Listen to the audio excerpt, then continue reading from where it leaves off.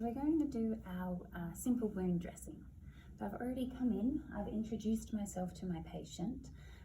We know that our wound dressing needs changing. It was handed over to us, and so I've already taken down the old dressing and gone and washed my hands. I've gathered my equipment and I've put it all onto a clean trolley. So I've cleaned my trolley down, brought my equipment over. So when it comes to fixing your garbage bag, you want to put it on this side of your trolley so that when you're cleaning, you can put it straight into your garbage bag rather than taking it across your sterile field to put it in the opposite.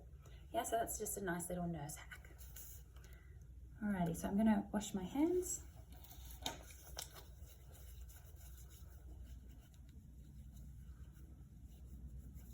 And then we're gonna open up our dressing pack.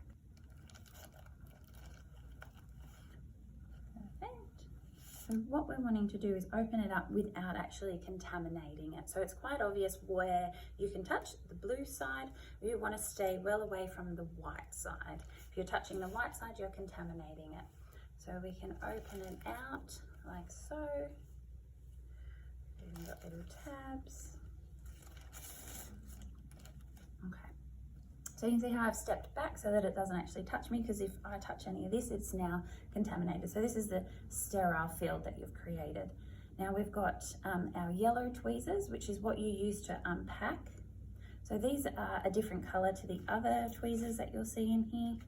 Our blue ones, because they're the sterile ones. So you're using your yellow ones at the end to actually unpack your dressing pack. And again, you want to keep things within the center part of your sterile field so that it decreases the risk of contamination.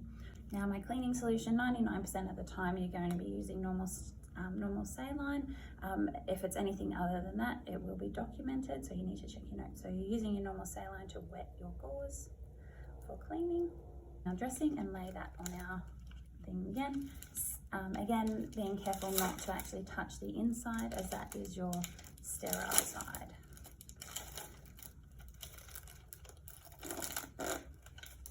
Finding somewhere to pop it.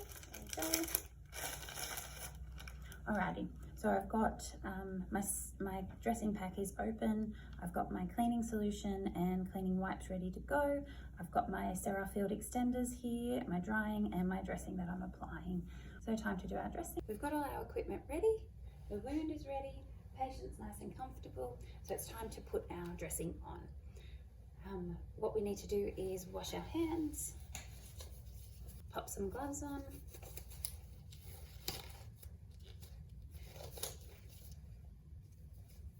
now these are non-sterile gloves, so they're not in the sterile packaging, so still not able to touch any of this. These aren't sterile, so if you touch it, you contaminate it and it has to get thrown out. But now this is where we want to create a clean hand and a dirty hand.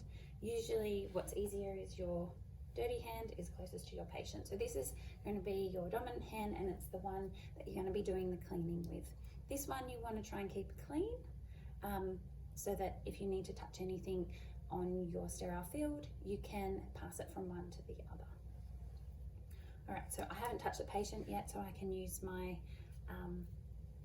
this hand to go here. So we got our wipe. Now when we're cleaning the wound, we want to go inside to outside in circles. So inside and to the outside, and then discard. So our wound's nice and clean now.